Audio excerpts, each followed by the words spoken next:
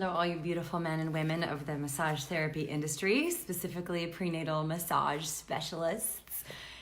I'm back here today to address one of the questions that I've seen a lot this month that I love, which is how to support your clients that are recovering from birth. One of the best things that you can do to help your clients recover from childbirth is number one, become a doula. When you're trained as a doula, you're going to get a lot of knowledge about the phenomenon of labor and delivery and birth. And if you want to help your clients recover from birth, you need to know what goes on in birth.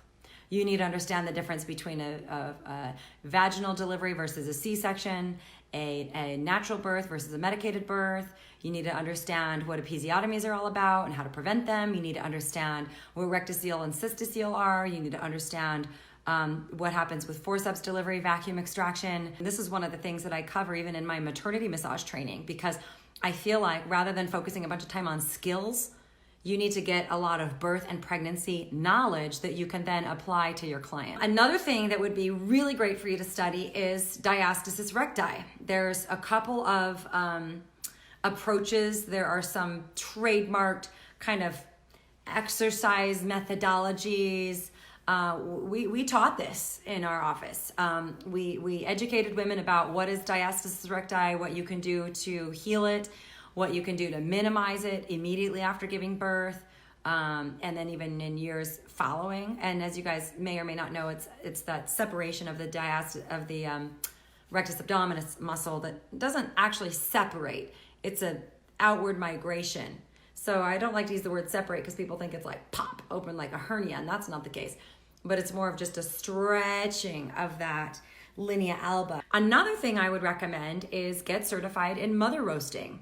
Annie Dalter teaches this. In fact, you can go to sacredpregnancy.com, I think, and take even an online course in becoming a sacred mother roaster. And mother roasting, as much as I hate the name, is a tradition of helping a woman bring the heat back into her body that is expended during childbirth. And it's a ritual of really nurturing and nourishing and celebrating the new mom, whether it's her first baby or her 12th baby. Another thing to learn is Bang Kung belly binding. In fact, I should post my link to it here, but just the tradition, again, of belly binding, and a lot of indigenous or even like Asian cultures, other cultures around the world will bind women's bellies before they rise up from giving birth to give them the false support, so to speak, of their abdominal cavity until their muscles recover and return to as much as their pre-pregnant shape as possible.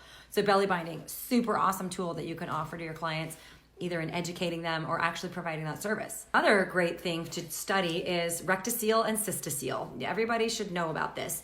And it's not something that we can address as massage therapists, but if you know about it, it's hugely supportive to discuss this with a postpartum woman who's thinking her vagina is falling out. And you go, actually, it kind of is, and here's what it's called, and you can talk about those different phenomena so that she doesn't feel like she's going crazy. But really, the people that can help with that are women's pelvic physical therapists who can actually do internal work. There are lots of different things. Sometimes a woman might require surgery, but essentially what rectocele is, it's almost like a giant stretch mark up the back wall of the vagina, and that such that, we've got 3 pipes, you guys. We've got our urethra, vagina, and we've got our rectum. So when a baby comes down that second pipe and puts a lot of pressure outward, then your vagina can actually get almost like, quite literally, a stretch mark on the inside. And it's where even the muscles can really, really thin out or even separate. And what happens is that when she's about to have a bowel movement, then the pressure of the fecal matter can actually kind of press into the vaginal space. Not that there's a hole, it's just it's a thinning of the walls. And so it makes it feel like she's got all this pressure in her vagina that she can't quite explain.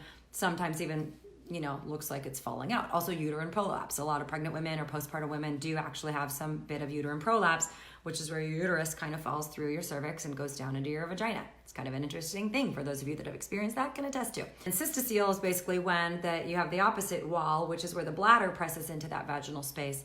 And so anyway, just a pelvic physical therapist, make friends with them, learn from them, bring them in to teach workshops, blog about them, make sure that your clients know that as a resource that's available to them. Can be hugely, hugely helpful because a lot of women suffer incontinence and other types of things after giving birth. Another thing that you can do is look into or become a postpartum doula. There's separate trainings for postpartum doulas. Fantastic. Dealing with all the phenomenon of pregnancy, birth and recovery as well. So connect with your local out-of-hospital midwives, your home birth midwives or your nurse midwives that are not delivering in hospitals. One of the things I loved about having home births was so much hands-on postpartum care. Oh my gosh, my midwife came to my house for the 24-hour, 36-hour, 48-hour. She was always coming to me and was so helpful to understand what was going on with healing my perineum, with lactation, with breast engorgement, with infant care, all of that. There is also, by the way, a really cool, I can't remember what it is, but there is a certification you can get in infant care, like helping new moms actually care for their babies. So that's another cool thing you could do as well. Storytelling. I think it's really important that women, after they give birth, can tell their stories to decompress emotionally from a very intense emotional experience, whether things went the way they intended or they didn't go the way they intended. I think that's hugely important. And we hosted a lot of birth story groups at my clinic where women could just get together and just be heard. There's necessarily no feedback. Just to tell their stories and just to be heard. Whether it was a joyful birth or a traumatic birth, I think it's important that women tell their stories. So I always encourage that. Always listen to your clients without judgment, with a real empathetic ear so that they can feel like they can decompress from the intensity of the experience. Okay? And then finally, there's a couple of really great books. This is one I happen to have here on my shelf. It's called Relieving Pelvic Pain During and After Pregnancy. Really great resource, simple exercises, teachings and understanding that you can get. Oh, as well as another book called The Female Pelvis. It's the woman is a French name. I can't remember her name off the top of my head, but The Female Pelvis.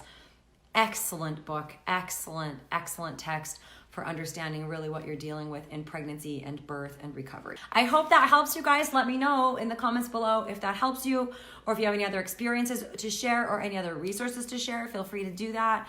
And that will just, wrap up our little live stream today about what you can do to help your clients recover postpartum. Okay. All right. Have an awesome day, you guys. I'll talk to you soon. Bye.